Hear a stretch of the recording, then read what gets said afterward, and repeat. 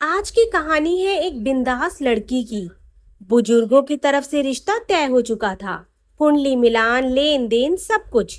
बस अब सब लड़का लड़की की आपसी बातचीत पर निर्भर था। बुजुर्गों ने तय किया कि लड़का लड़की आपस में बात कर एक दूसरे को समझ ले। कुछ पूछना हो तो आपस में पूछ ले। उन्हें एकांत दिया गया। लड़के को शांत देख लड़की ने कहा, आप कुछ पूछना चाहते हैं? लड़का शर्मीला था, मध्यम वर्गीय परिवार से था। उसने कहा, नहीं, बुजुर्गों ने तो सब देख परख लिया है, उन्होंने तय किया है तो सब ठीक ही होगा। आप दिखने में अच्छी हैं, मुझे पसंद है। बस इतना पूछना था कि लड़का पूछने में लड़खड़ाने लगा। तो उस पढ़ी लिखी सभ्य लड़की ने कहा, पूछिए, निसंकोच पूछिए, आखिर हमारी आपकी जिंदगी का सवाल है। लड़के ने पूछा, यह शादी आपकी मर्जी से? मेरे कहने का अर्थ यह है कि आप राजी हैं, आप खुश हैं ना? हाँ, लड़की ने बड़ी सरलता और सहजता से कहा। नहीं होती तो पहले ही मना कर देती। लड़का चुप रहा। अब लड़की ने कहा, मैं भी कुछ पूछना चाहती हूँ, आखिर मेरी भी जिंदगी का सवाल है। उम्मीद है कि आप बुरा नहीं मानेंगे। नहीं नहीं, निसंकोच पूछिए, लड़के ने कहा।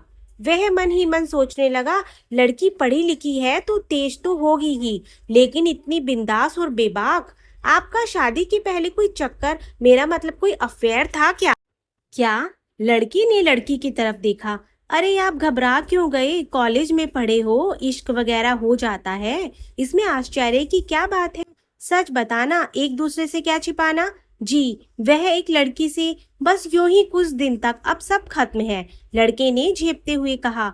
मेरा भी था, लड़की ने बेझिझक कहा। अब नहीं है। लड़का लड़की का मुंह ताकने लगा। क्यों, क्या हुआ? जब आपने कहा तब मैंने तो ऐसे रिएक्ट नहीं किया जैसे आप कर रहे हैं। आपने तो पूछने पर बताया, मैंने तो ईमानदारी से बिना पूछे ही बता दिया। अच्छा यह बताओ, महीने में कितना कमा लेते हो? लड़की ने आगे पूछा। जी 10,000 रुपए। मैंने वेतन नहीं पूछा, टोटल कमाई पूछी है। जी मैं घूस नहीं लेता, लड़के ने ताऊ से कहा। अच्छा, पैदाइशी हरिश्चंद्र हो या अन्ना आंदोलन का असर है, या फिर डरते हो? लड़की हंसकर बोली। यह क्या कह रही हैं आप? तो आप ईमानदार हैं? जी बिल्कुल। फिर घर कैसे चलाएंगे 10,000 रुपए में? खासकर शादी के बाद कम से कम 5,000 रुपए तो मेरे ऊपर खर्च होंगे। क्या शादी के बाद अपनी पत्नी को घुमाने नहीं ले जाएंगे? बाजार, सिनेमा, कपड़े, जेवर वगैरह वगैरह। लड़के बेचारे के तो होश गुम थे। अच्छा खासा इंटरव्यू हो रहा था उसका।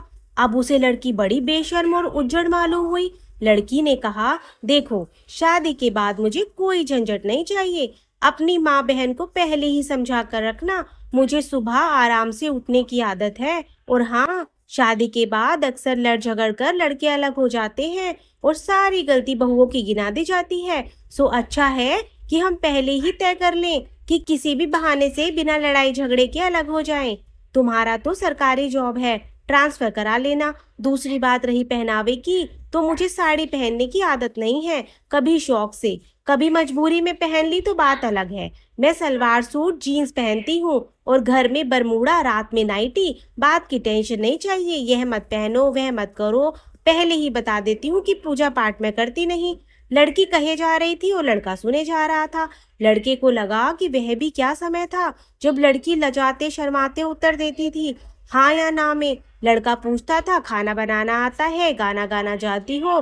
कोई वाद्य यंत्र, गिटार, सितार वगैरह बजा लेती हो? सिलाई बुनाई आती है? मेरे माता पिता का ध्यान रखना होगा। और लड़की जी जी हाँ हाँ करती रहती थी। और अब जमाना इतना बदल गया, उसे तो यह लगा मानो वह इंटरव्यू दे रहा हो। यह भी सही है कि अधिकतर जोड़े शादी के बाद अलग हो जाते हैं। दुल्हनें अपनी मांगों पर अड़कर परिवार के दो टुकड़े कर देती है। फिर अपनी मनमर्जी का ओढ़ने पहनने से लेकर खाने में नमक मिर्च कम ज्यादा होने पर सास बहू की खिचखिच शुरू हो जाती है।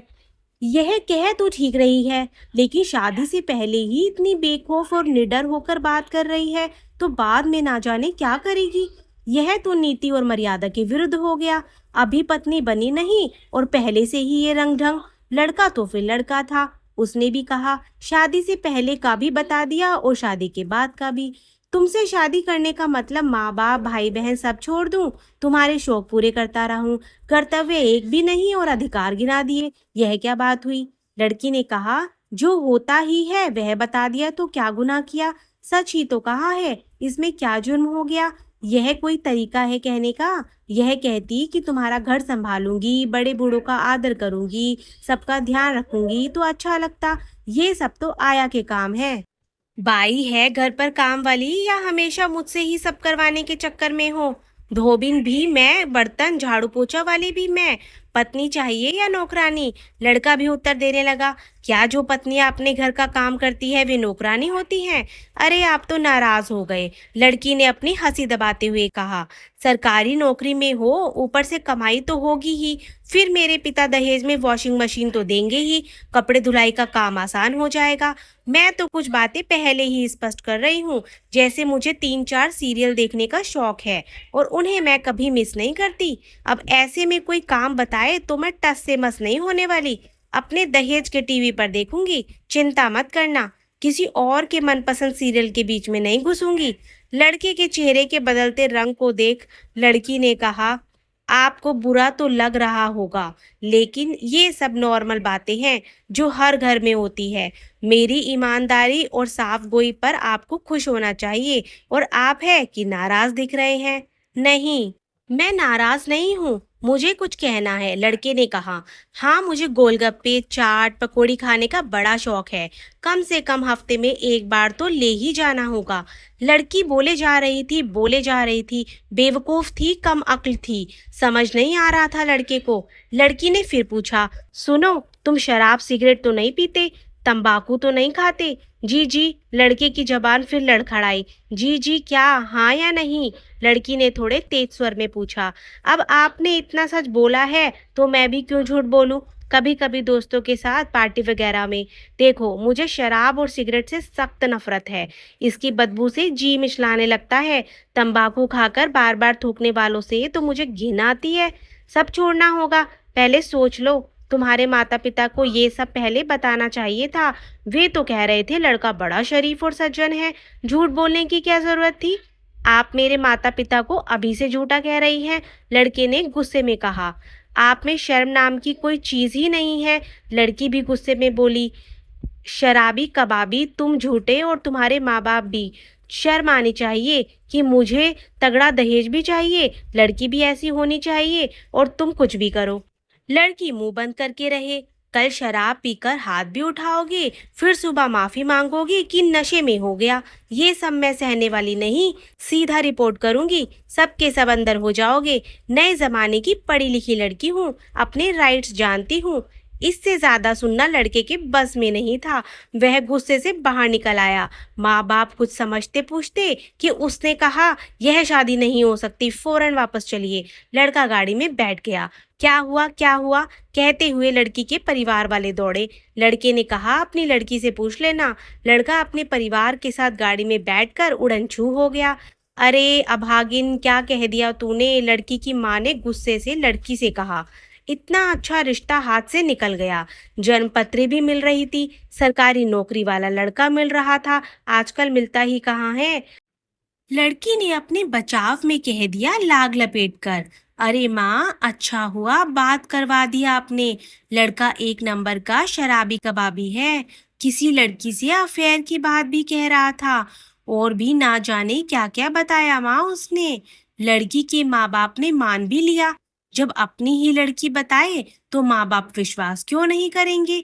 फिर कौन सी लड़की होगी जो अपनी शादी अपने हाथ से तोड़कर अपना भविष्य बर्बाद करेगी? रात को लड़की ने अपने कमरे में जाकर मोबाइल लगाया। हाय जाने मन, कैसे हो? क्या हुआ? होना क्या था? उल्टे पांव भगा दिया साले को। वेरी गुड डार्लिंग, लेकिन अब आगे? आगे क्या? प्यार करते हो तो आकर बात करो मेरे माँ बाप से। नहीं माने तो हमें कौन सा लैला मजनू बनकर भटकना है? कोर्ट मैरिज कर लेंगे, लेकिन उसमें 1 महीना लगता है। उससे पहले कोई और आ गया तो ठीक है यार, मंदिर में कर लेंगे। लेकिन यह बताओ, आखिर तुमने क्या कहा उस लड़के से जो वह भाग गया? सच कहा, केवल सच। सच सुनकर भाग गया। अरे आजकल सच बर्दाश्त कौन करता है? और तुम्हारा सच बर्दाश्त कर लेता तो कर लेती। क्या क्या कहा? हाँ, कर लेती यार। आजकल सच्चा आदमी मिलता कहाँ है? और मेरा क्या होता? तुम कौन से देवदास बने घूमते? ढूंढ लेते कोई और। बहुराष्ट्रीय कंपनियों में काम करते करते हम सचमुच कितने प्रैक्टिकल हो गए हैं।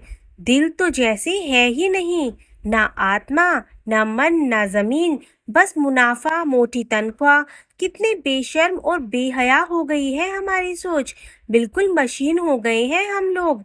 उधर से प्रेम का दार्शनिक स्वर सुनाई दिया।